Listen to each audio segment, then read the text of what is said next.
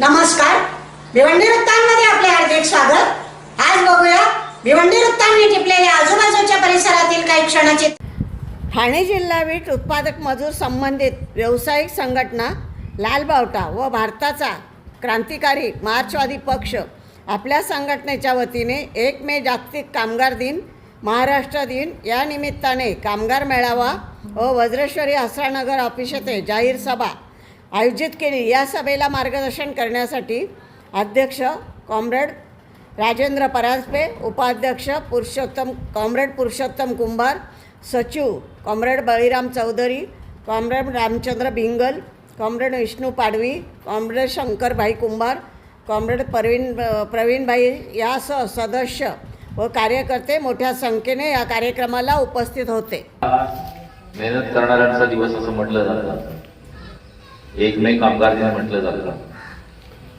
पण 1 मे कामगार दिन का सुरू झाला, कधी सुरू झाला आणि याची ही सगळ्यांना माहिती आहे। आणि मे दिनाचं जे महत्व आहे ते ज्या वेळेला 12 तास 16 तास काम केलं जायचं, कामगारांकडून करून घेतलं जायचं, त्यावेळी कामगारांनी उठाव केला, आंदोलन केली आणि आंदोलन करताना आणि ते आंदोलन एवढी जे जोरदार होती आज काम करायला मिळालं पाहिजे। 12-16 तासाचं काम नाही, 8 तास काम त्यावेळेला आपण बोलू, त्यावेळेला मी सांगितलं, परंतु 8 तासाचा दिवस झाला पाहिजे यासाठी जे काही आंदोलन झाली त्यावेळेस सरकारनं ज्या पद्धतीने आणि जे कामगार केले त्या आंदोलनात त्याचं रक्त सांडलं, उरलेल्या कामगारांनी त्या रक्तामध्ये भिजलेले जे त्यांचे शर्ट कपडे जे होते ते त्यांनी आपल्या काठ्याला बांधले आणि त्या दिवशी लाल बावट्याच्या जगामध्ये गेले। आणि जेव्हापासून ओळखलं जातं की लाल बावटा मेहनत करणारा, केवळ कामगारांचा असं नाही, कामगारांनी त्यावेळेला लढा केल्यामुळे आज 8 तास काम करायचा दिवस हे दिवस आपल्या जगातल्या सगळ्या लोकांना आज दिसतात आणि तो नियम जगभर मग त्यानंतर झाला। आणि म्हणून आंतरराष्ट्रीय कामगार दिन, जागतिक कामगार दिन, आज जशी आपली मीटिंग इथे होते तशी जगामध्ये केवळ महाराष्ट्रात नाही, काही जण फक्त महाराष्ट्र दिन म्हणून आज मीटिंग करतात आणि मे दिनाचं महत्व कमी करतात, पण केवळ महाराष्ट्रात नाही तर सगळ्या राज्यातल्या, आपल्या देशातल्या प्रत्येक राज्यामध्ये आणि केवळ आपल्या भारतात नाही तर जगभरामध्ये, अगदी अमेरिकेसारख्या भांडवली देशामध्ये सुद्धा आज मोठ्या संख्येने लोक हा कामगार दिन हा साजरा करतात, ती आठवण करतात। आणि म्हणून आपल्या या सभेची सुरुवात आपण त्यावेळेला ज्यांनी प्राणाची आहुती दिली, त्यावेळेला ज्यांनी आपल्या बलिदान दिलं, त्या लढ्यामध्ये 8 तासाचा दिवस झाला पाहिजे अशा। आणि तिथपासून आजपर्यंत लढा चळवळीमध्ये अनेक कामगार ज्यांची नावं नाही घेतली जात, ज्यांची नावं समजत नाही, माहिती नाही पडत, अशा ज्ञात अज्ञात अशा सर्व हुतात्म्यांना, सर्व आपल्या बंधुत्व आपलं जे आहे त्या हुतात्म्यांना 2 मिनिटांची आपण पहिली श्रद्धांजली वाहूया आणि मग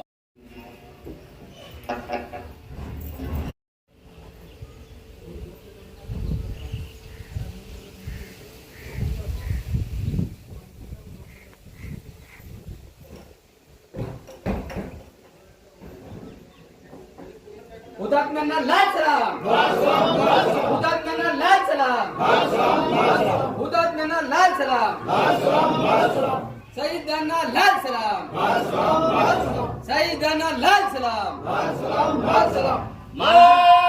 झंडे की जय, लोल गोडे की जय, कामगार दिनाचा विजय हो, कामगार दिनाचा विजय हो।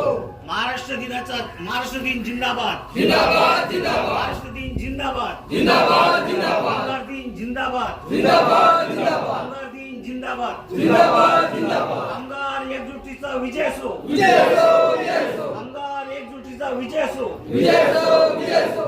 संयुक्त महाराष्ट्र चळवळीमध्ये हुतात्मा झालेल्यांना लाल सलाम, लाल सलाम, लाल सलाम, संयुक्त महाराष्ट्र चळवळीमध्ये हुतात्मा झालेल्यांना लाल सलाम, लाल सलाम, लाल सलाम, लाल बावटे की जय।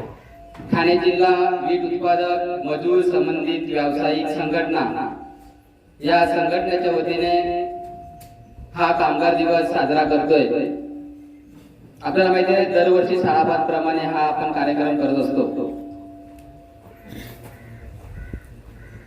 हा कार्यक्रम करण्यामागचा उद्देश आपल्यासमोर कॉम्रेडने आपल्यासमोर मांडलेला आहे का हा आपण दिवस का पाळतोय. तर ज्याने जी चळवळ उभी केली आणि त्याच्यामध्ये जे शहीद झाले त्यांची आठवण म्हणून हा दिवस आपण पाळतो आहोत. ही संघटना का स्थापन केली तर कुठेतरी आज जो आपला छोटा उत्पादक आहे, जो वीट उत्पादक आहे, जे या भागातले मग पालघर असेल, ठाणा असेल, काही तालुके घेतले तर वाडा, विक्रमगड, जव्हार, डहाणू, पालघर या भागातले जे मजूर आहेत त्या वीटभट्टीवर काम करतात आणि जी एक परिस्थिती निर्माण झाली का त्यावेळेस हे जे उत्पादक आहेत यांना हुसकावून लावायचं आणि मजूर ही दोन्ही एका रथाची दोन चाक आहेत. ही जर चाक गाडी व्यवस्थित सुरळीत चालली पाहिजे. जर ती गाडी बंद लागतील का नाही, तो मालक पण त्याच्यामध्ये आहे. तर मालक आणि मजुरी दोन्ही आणि दोघांच्याही पायाला चटके लागणार आहे. म्हणजे भयानक अशी परिस्थिती त्या मालकाला अशी एक आपण संघटना स्थापन करून तेव्हापासून हे सुरू केलेलं आहे. आपलं म्हणणं आहे मजुरावर अन्याय होऊ नये. मजुरावर जर अन्याय होत असेल तिथे आपली संघटना आहे. जर मालकावरही अन्याय होत असेल तिथेही आपण त्या बसवून त्याच्यामध्ये विचार विनिमय करून त्या न्याय देण्याचा प्रयत्न करू. परंतु काही ज्या अशा संघटना आहेत ते हे मोडीत करण्याचा प्रयत्न करतात. आजची परिस्थिती बघितलं तर शासन ज्या पद्धतीने मजुरांना, कामगारांना जे काम द्यायला पाहिजे ते काम दिलं जात नाहीये. आपल्याला माहिती आहे रोजगार हमीचं काम सुरू केलेलं आहे. किती लोकांना रोजगार हमीचं काम मिळतं आणि रोजगार हमीच्या कामावर गेल्यानंतर त्यांना कधी पैसे मिळतात. काही मागे मी व्हिडिओ बघितलेला आहे. काही तहसीलदारांकडे निवेदन पडलेली आहेत. 3-3 महिने 6-6 महिने झाले. होळीच्या सणाला, दीपावलीच्या सणाला त्यांना पैसे मिळाले नाहीये. आमची लोक जे आहेत, आमचे मजूर आहेत ते हातावर कमावतात आणि पानावर खाणारे लोक आहेत. त्यांना लगेच मजुरी हवी. त्यांना जर मजुरी मिळाली नाही 8 दिवसामध्ये तर ते काय आणू शकत नाही. त्यांची उपासमारीची पाळी येईल त्यांच्यावर. आणि म्हणून जी काही सध्याची परिस्थिती आहे त्या परिस्थितीवर शासनाकडून काही दबाव टाकला जातो, पोलीस यंत्रणेवर दबाव टाकला जातो आणि त्याच्यावर कुठल्याही पद्धतीने जे मजूर असतील किंवा जे मालक असतील यांना बोलवून परिस्थिती नक्की काय त्याच्यामध्ये चाललेलं आहे याची पाहणी करून मगच गुन्हा नोंदला गेला पाहिजे. संसार सांभाळावा. ज्याच गरज आहे ही जर संसारामध्ये 2 पैसे नसतील तर संसार चालणार नाही. अशा उद्देशाने जी एक संघटना चांगल्या पद्धतीने काम करते या ठिकाणी प्रथमतः या संघटनेला मी शुभेच्छा देतो. आजची राजकीय परिस्थिती जर सांगितली तर त्या राजकीय परिस्थितीमध्ये सगळ्यांचं जगणं कठीण झालेलं आहे. जगायचं कसं असा प्रश्न सगळ्यांच्या पुढे पडलेला आहे. काय करायचं आणि कशा पद्धतीने जगायचं आणि जिथे जे काही चांगलं होणार असेल त्याच्यामध्ये कोणी विष कालवायचं आणि जे चाललेलं काम मोडीत कसं काढायचं अशा प्रकारची ही आजची राजकीय परिस्थिती आहे. ह्या परिस्थिती देखील लक्षात घेऊन आपण आपलं काम केलं पाहिजे. हा वीट मालक आणि कामगार याच्यामधलं जे नातं आहे ते अत्यंत मोलाचं नातं आहे.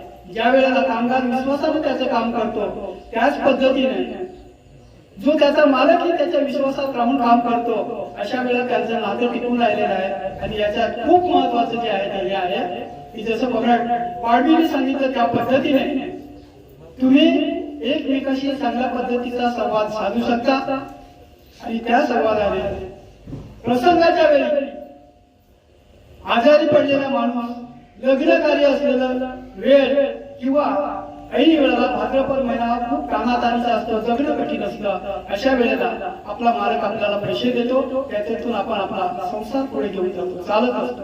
आणि हे जे नातं आहे ते टिकलं पाहिजे, याही उद्देशाने हा कामगार दिवस आहे. इतिहास जगामध्ये जर बघितला तर अन्याय दूर करण्यासाठी लालबावटेनेच काम केलेलं आहे. सगळ्या क्षेत्रामध्ये मजूर असेल, कामगार असेल, सगळ्या क्षेत्रामध्ये निवल मजुरांची बाजू नाही, ते साधे छोटे मोठे जे मालक आहेत त्यांची सुद्धा बाजू या लालबावटेने घेतलेली आहे. आणि पुढे दोघांची वाटचाल चांगल्या सुरळीत चालण्यासाठी त्याच्यामध्ये योग्य भूमिका घेऊन काम केलेलं आहे. तसंच त्या पद्धतीचं आपण या भागामध्ये ठाणे पालघर वीटभट्टी मालक आणि मजूर असं आपण दोघांचा एक मेळा करून असं योग्य हा धंदा व्यवस्थित चालला पाहिजे, त्याच्यामध्ये सगळ्यांना आपण सामावून घेतलेला आहे. इथे आलेले सगळे मजूर असतील किंवा मालक असतील, तिथे कोणी असतील, भले आता या निमित्ताने ते एका झेंड्याखाली आले असतील, परंतु त्या त्या गावामध्ये वेगवेगळ्या झेंड्याखाली राहत असतील, तरी मी त्याला सुद्धा करतोय की बाकी तुमच्या गावामध्ये जे काय असेल ते तुम्ही चालवा, परंतु एक लक्षात ठेवा की कुठे जरी काय झालं तरी लालबावट्याशिवाय पर्याय नाही. हे नुसतं इच्छा. आम्ही एकीच्या शिकागो शहरामध्ये कामगारांनी एक मोठं आंदोलन केलं. त्या शिकागो शहरामध्ये कायदा असा होता की 5 माणसं एकत्र जमू शकत नव्हती. अशा परिस्थितीमध्ये कामगार तुम्ही एक झाले, त्याला कारण असं होतं की कामगारांना 16-16 तास कामावर जायला लागायचे. एक दिवशी कामगार आजारी पडला. आजारी पडल्याच्या नंतर तो घरी राहिला. कामगाराची मुलं आईला विचारतात, आई आज आपल्या घरी पाहुणे होणार.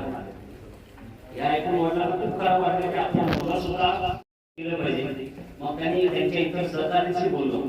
असं बोलता बोलता 1804 पासून 1886 पर्यंत जवळजवळ 82 वर्ष त्या लोकांनी आसाममध्ये चर्चा केली, 2 पिढ्या. आणि 1 मे 1886 ला त्यांनी शिकागो शहरामध्ये मोर्चा काढला. पहिले सरकारने लाठीचार्ज करण्याचा आदेश दिला. लाठीचार्ज केल्यानंतर सुद्धा कामगार पळत नाही. मग सरकारने आपल्याला जेलमध्ये टाका, जेल पूर्ण भरले.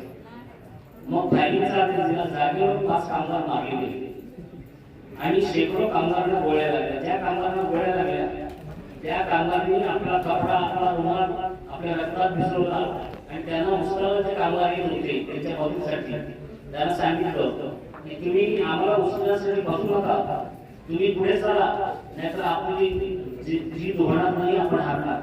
कामगार असेंब्लीमध्ये गेले, असेंब्लीचा घेराव केला आणि 1886 ला असेंब्लीमध्ये निर्णय घ्यावा लागला.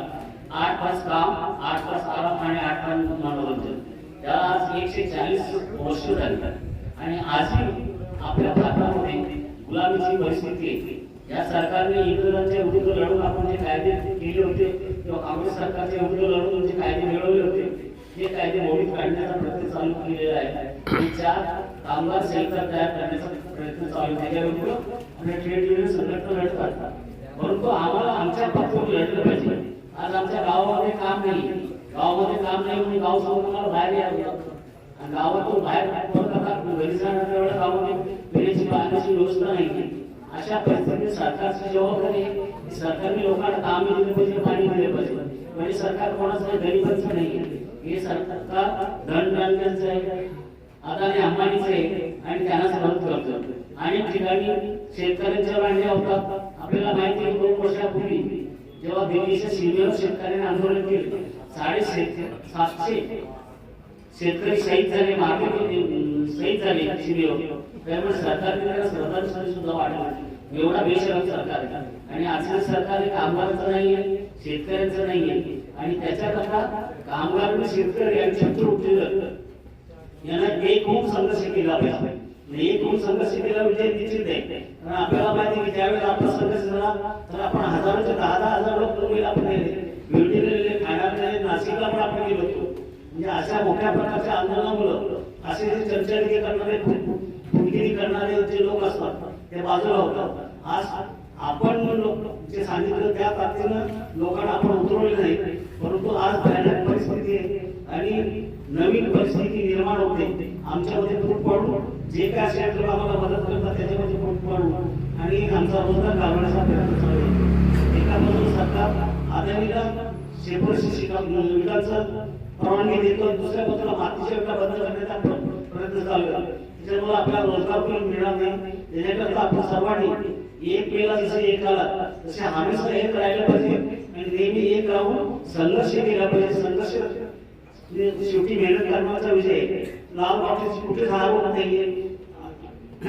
140 वर्षापूर्वी जो विजय झाला तेव्हाच लालपणा जन्माला आला. तर हे लक्षात ठेवून आपण शेतकरी आहोत, आपण कामगार आहोत, फार सुंदर आज शेतकऱ्यांच्या जमिनी काढून घ्यायचे. आदिवासीच्या जमिनीमध्ये आदिवासी नदीमध्ये आंदोलन चालू केलं. त्यांच्या जमिनी काढायला घेतल्या, गाव तोडायला घेतात. आपल्याकडे गाव तोडायला घेतलं तरी लोक पैसे घेऊन बसतात. त्याच्यावर संघर्ष करण्यात आपण आपल्याला तयार केली पाहिजे. आज तुम्ही सर्वजणाला सर्वांचे अभिनंदन करतो आणि सर्वांना एक स्पर्श देऊन माझे 2 शब्द संपतो. आंतरराष्ट्रीय कामगार दिन जिंदाबाद, जिंदाबाद जिंदाबाद महाराष्ट्र दिन जिंदाबाद.